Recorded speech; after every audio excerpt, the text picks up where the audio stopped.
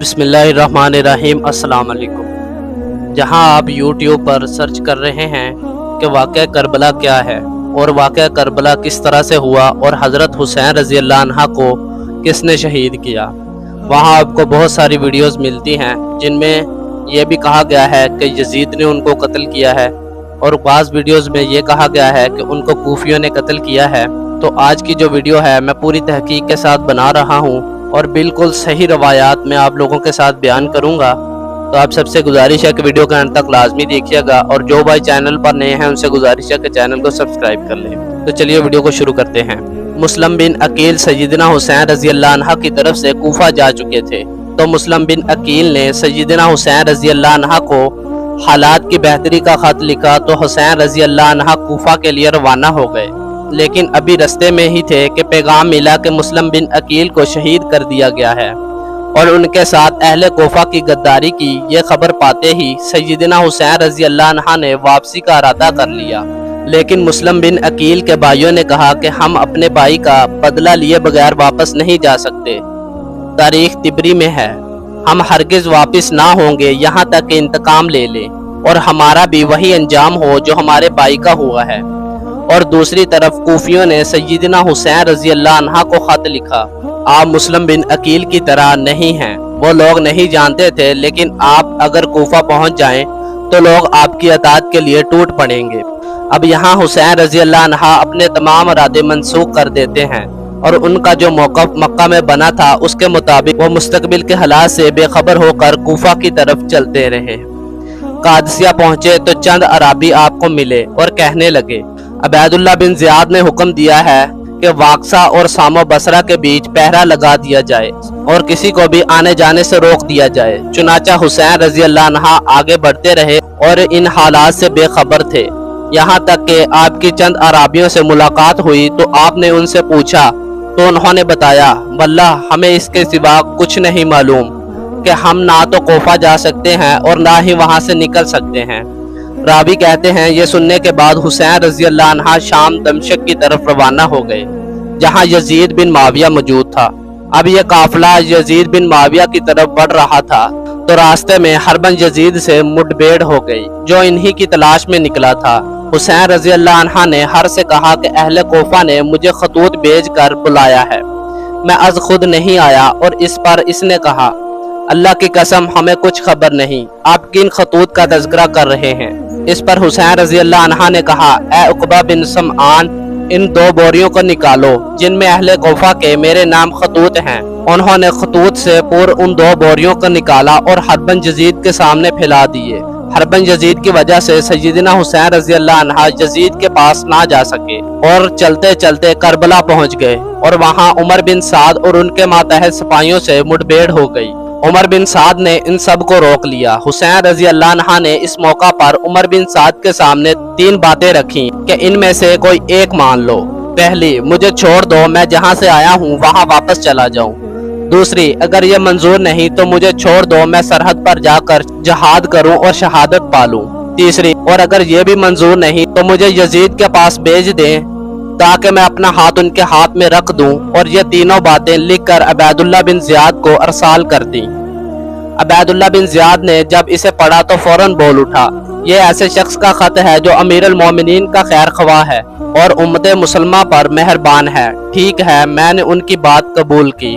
ابن زیاد نے جب حسین رضی اللہ عنہ کی تیسری بات کو قبول کر لیا اور بے حفاظت انہیں دمشق یزید بن معاویہ کے پاس بھیجنے کی اجازت دے دی، کیونکہ بعض روایات کے مطابق حسین رضی اللہ عنہ نے اللہ واسطہ دے کر اس کا مطالبہ کیا تھا، نیز یزید کے پاس جا کر حسین رضی اللہ عنہ یزید کی براہ راست بیعت کر لیتے اور اپنے سارے معاملے کی خبر بھی دے دیتے کہ کوفیوں نے مجھے خلیفہ بنانے کے لیے بلایا تھا۔ کوفیوں نے حسین رضی اللہ عنہ کے یزید کے پاس جانے میں اپنی جان کا خطرہ سمجھا اور یہ سازش کھیلی کہ حسینی قافلے پر حملہ کر دیا جائے تاکہ ہماری شکایات امیر المومنین تک نہ پہنچ سکیں۔ تو انہوں نے ایک سازش کے تحت جنگ جمل کی تاریخ کو دہرایا اور حسینی قافلے پر حملہ کر دیا۔ حربن یزید نے جب دیکھا کہ حملہ آور لوگوں میں 5 سپاہی بھی ہیں تو حربن یزید کہنے لگا، اے اہل کوفہ، تمہارا برا ہو، تم حسین رضی اللہ عنہ کو اپنے پاس بلاتے ہو اور جب وہ تمہارے پاس آتے ہیں تو تم انہیں بے یار و مددگار چھوڑ دیتے ہو۔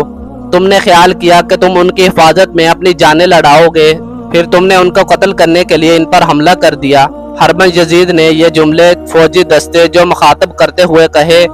اس سے معلوم ہوا کہ فوجی دستے میں کچھ صبائی کوفی بھی شامل تھے، اور موقع پا کر انہوں نے حسین رضی اللہ عنہ پر حملہ کر دیا، اور یہ انہی لوگوں میں سے تھے جنہوں نے حسین رضی اللہ عنہ کو بے شمار خطوط لکھ کر بلایا تھا۔ اس موقع پر سیدنا حسین رضی اللہ عنہ نے کہا، اے اللہ ہمارے اور ان کے درمیان فیصلہ کر دے، جنہوں نے ہمیں بلایا تاکہ ہمارے ساتھ تعاون کریں گے، لیکن یہی ہمیں قتل کر رہے ہیں۔ معلوم ہوا جن کوفیوں نے بلایا انہی نے حسین رضی اللہ عنہ کو قتل کیا۔ اس موقع پر عمر بن سعد سخت پریشان ہوئے اور زارو قطار روئے۔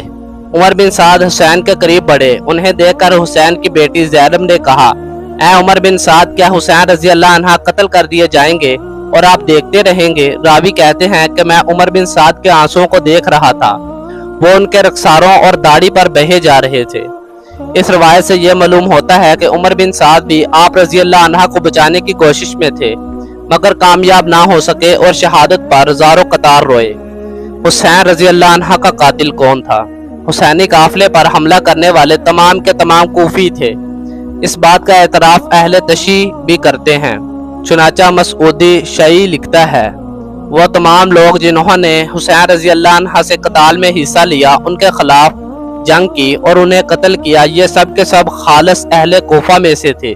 شام دمشق کے کوئی بھی لوگ ان میں شامل نہیں تھے۔ ملا باقر مجلسی شیعی لکھتا ہے، حسین رضی اللہ عنہ کو خالص کوفیوں نے قتل کیا ہے اور ان میں سے کوئی بھی شامی موجود نہیں تھا۔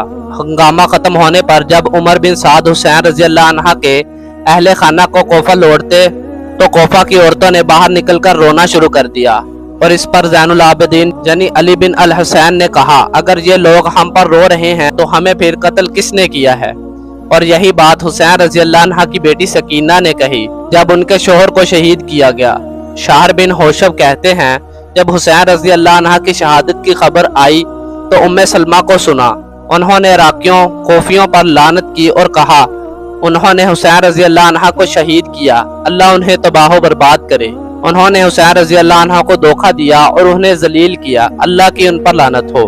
حضرات محترم اہل تشیع اور خاندان حسین اور ام المومنین ام سلمہ رضی اللہ عنہ کی حدیث کی روشنی میں یہ واضح ہو گیا ہے کہ حسین رضی اللہ عنہ اور ان کے اہل کو قتل کرنے والے خالصتاً کوفی تھے، اور ان میں شام کے رہنے والے، دمشق میں رہنے والے یزید سمیت کہ کوئی بھی اور کسی بھی طرح شامل نہیں تھے۔ ہم نے انتہائی اختصار کے ساتھ جو معلومات ذکر کی ہیں اس کی روشنی میں یہ معلوم کیا جا سکتا ہے کہ یہ سب کوفیوں کی سازش تھی۔ اس واقعہ کے بعد بہت سارے لوگ اسے بڑھا چڑھا کر بیان کرتے ہیں، اور بہت ساری بے گناہ شخصیت الزام تراشیاں کرنے کے ساتھ ساتھ بہت ساری خود ساختہ کہانیاں بھی گڑھتے ہیں۔ مثلاً حادثہ سے قبل میدان کربلا میں حسین رضی اللہ عنہ اور ان کے خاندان کی طرف لمبی چوڑی تقریریں منسوب کی جاتی ہیں، جن کا نہ تو کوئی موقع تھا اور نہ ہی کوئی وقت۔ صبح سے لے کر سپہر تک، بلکہ اس سے بھی لمبی مدت تک گمسان کی جنگ کا نقشہ کھینچا جاتا ہے۔ قافلہ حسین رضی اللہ عنہ پر پانی کی بندش لگا دی گئی، اس کی بھی کوئی حقیقت نہیں۔ یہ ساری کہانیاں واقعہ کربلا کی نہیں۔ تو آج کی ویڈیو میں ہم نے یہ جانا کہ واقعہ کربلا کی حقیقت کیا تھی اور حسین رضی اللہ عنہ کو شہید کرنے والے کون تھے۔ اس ویڈیو کو میں نے پوری تحقیق کے بعد ہی بنایا ہے۔ مزید اگر کوئی پھر بھی اس کا حوالہ مجھ سے مانگتا ہے تو یہ جو واقعہ میں نے آپ سے بیان کیا ہے، حافظ زبیر بن خالد مرجالوی حافظہ اللہ تعالیٰ نے اپنی کتاب واقعہ کربلا میں بیان کیا ہے، جو کہ زیر اہتمام الطبیان اسلامک سینٹر لاہور پاکستان سے ہے۔ اور اس ویڈیو میں میں نے جو بھی روایات آپ سے بیان کی ہیں وہ بالکل صحیح روایات ہیں۔ آپ سب سے گزارش ہے کہ اس واقعہ کو دوستوں سے بھی شیئر کیجیے گا، اور مزید ایسی اچھی ویڈیوز کے لیے میرے چینل کو سبسکرائب کر دیں۔ جزاک اللہ، ملتے ہیں اگلی ویڈیو میں، تب تک کے لیے اللہ حافظ۔